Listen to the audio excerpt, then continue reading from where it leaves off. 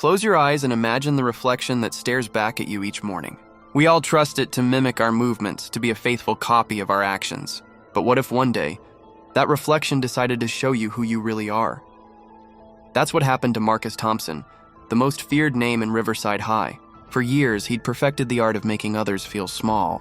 The hallway was his stage, where he'd perform his daily ritual of shoving younger students into lockers, throwing cruel remarks like daggers, and watching fear dance in their eyes. But karma, they say, has a peculiar sense of humor. One ordinary Tuesday morning, Marcus noticed something different. His reflection didn't quite match his movements. At first, it was subtle, a slight delay, a twitch of the lips when his were still.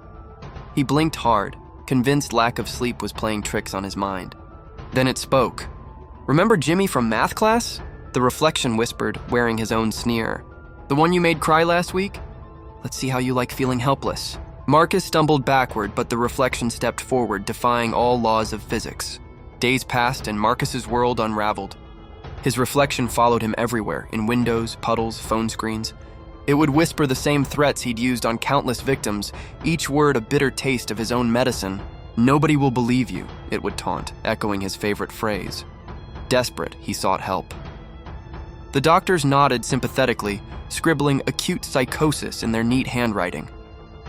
His parents watched helplessly as their son, once so confident, now jumped at his own shadow. But the reflection wasn't done teaching its lesson. The strange thing was, the glass shards lay inside the wall cavity, as if something had broken out rather than in.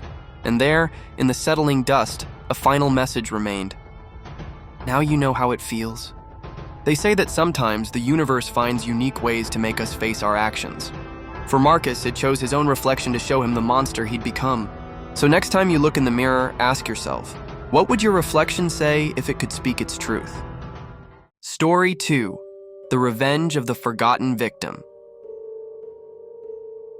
Let me tell you about something that happened at Westbrook High School back in 2009. You know, every school has its dark secrets, but this one still gives me chills. The school had this beautiful indoor pool, state-of-the-art, Olympic-sized, with these pristine blue tiles that seemed to glow under the fluorescent lights. It was the pride of our athletics department, at least until that day in October. Marcus Chen was a quiet kid, always carrying his books, keeping to himself. He wasn't athletic or popular, just a sophomore trying to get through high school like the rest of us.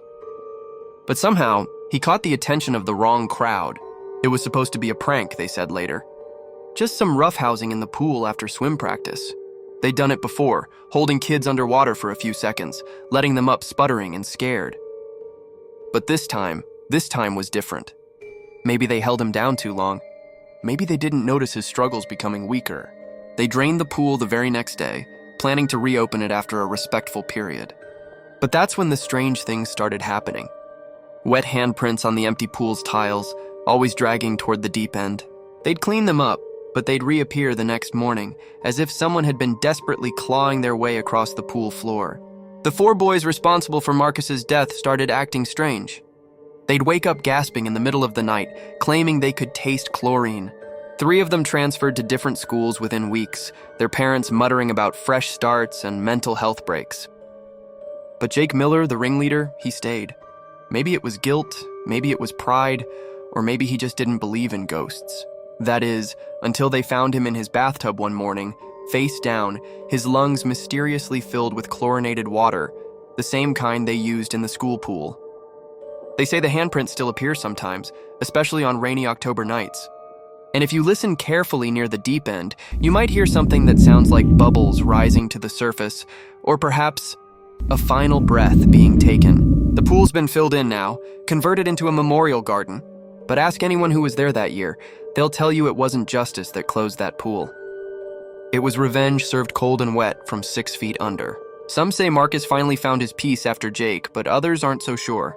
Because every now and then, someone reports seeing wet footprints in the hallway, leading from the garden to the old locker room, as if something is still trying to finish an endless lap.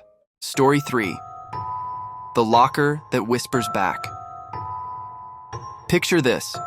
In the quiet hallways of Riverside High, where fluorescent lights flicker and shadows dance between rows of metal lockers, there's one that stands apart from the rest. Locker 247. At first glance, it looks just like any other. Dented blue metal, a slightly rusty combination lock, nothing special. But ask any student who's walked these halls long enough, and they'll tell you different. They'll tell you about Sarah. It was 15 years ago when Sarah Chen, a sophomore known for her bright smile and gentle nature, disappeared for hours one winter afternoon.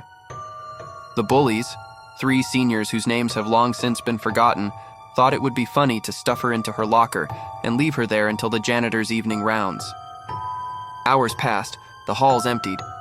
The sun set, and something in Sarah changed forever. When they finally found her, curled up in that cramped metal box, she wasn't the same girl anymore. The bright smile, gone. Her voice, silenced. The only time anyone heard her speak after that was when she would return to her locker between classes, pressing her forehead against the cool metal, whispering secrets only it could hear. Sarah graduated eventually, moved away, started a new life somewhere far from here. But something of her remained behind, trapped in those metal walls. It started with whispers. Students passing by would hear a soft voice begging, pleading to be let out. Some thought they were imagining things, until multiple people reported the same experience. But it's what's inside that locker that really makes your skin crawl. Every time maintenance tries to repaint it, the same marks appear within days, deep scratches that no metal brush could make, spelling out 3 words that send chills down your spine.